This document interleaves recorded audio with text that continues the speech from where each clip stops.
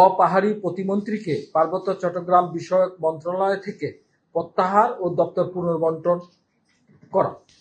পার্বত্য চট্টগ্রাম চুক্তি বাস্তবায়ন প্রক্রিয়াকে সরকারের অগ্রাধিকার কর্মসূচিতে রাখার আহ্বান জানিয়ে আমরা বিএনপির নেতৃত্বাধীন সরকারের নিকট নিম্নলিখিত দাবিসমূহ উত্থাপন করছি।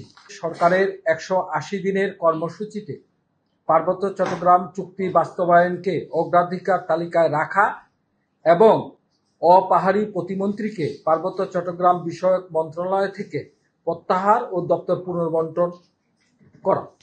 এ দাবিতে আমরা মনে করি পার্বত্য চট্টগ্রাম চুক্তি বিএনপি তাদের 31 দফায় কর্মসূচির মাধ্যমে বহুজাতির সম্প্রীতিমূলক সমন্বিত রাষ্ট্রসত্তা ও রেইনবো নেশনের যে প্রতিশ্রুতি দিয়েছে, দেশের গণতান্ত্রিককামী মানুষ বিএনপির এই বহুজাতির বাংলাদেশ গঠনকে স্বাগত জানিয়েছে।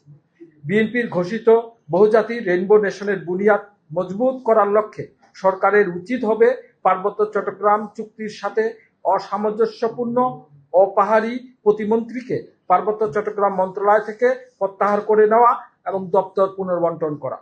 আমরা প্রত্যাশা রাখব 2001 সালে চুক্তি বাস্তবায়ন প্রক্রিয়া এগিয়ে নিয়ে তৎকালীন প্রধানমন্ত্রী বেগম খালেদা জিয়া যেমন রাষ্ট্রনায়কোচিত ভূমিকা রেখেছিলেন, ঠিক তেমনি তার পদাঙ্ক অনুসরণ করে নতুন সরকারের প্রধানমন্ত্রী জনাব তারেক রহমান পার্বত্য চট্টগ্রাম চুক্তি বাস্তবায়ন প্রক্রিয়া সচল রাখতে বিচক্ষণ ভূমিকা রাখবেন। পার্বত্য চট্টগ্রাম চুক্তি বাস্তবায়ন প্রক্রিয়াকে সরকারের অগ্রাধিকার কর্মসূচিতে রাখার আহ্বান জানিয়ে আমরা বিএনপির নেতৃত্বাধীন সরকারের নিকট নিম্নলিখিত দাবিসমূহ উত্থাপন করছি। 1. পার্বত্য চট্টগ্রাম চুক্তি বাস্তবায়নের জন্য সুনির্দিষ্ট সময় ভিত্তিক কর্ম পরিকল্পনা গ্রহণ করা। 2. অনতিবিলম্বে পার্বত্য চট্টগ্রাম চুক্তি বাস্তবায়ন ও পরিবীক্ষণ কমিটি পুনর্গঠন করা। 3. দ্রুততম সময়ে পার্বত্য ভূমি বিরোধ নিষ্পত্তি কমিশন কার্যকর করা। 4. অবিলম্বে পার্বত্য চট্টগ্রাম আঞ্চলিক পরিষদের সাথে সরকারের নীতি নির্ধারণী পর্যায়ে সংলাপ আয়োজন করা। 5.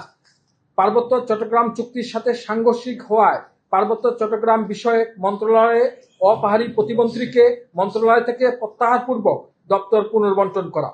পার্বত্য চট্টগ্রাম চুক্তির পূর্ণাঙ্গ বাস্তবায়নে অবিলম্বে উপরোক্ত পদক্ষেপগুলি গ্রহণ করা জরুরি।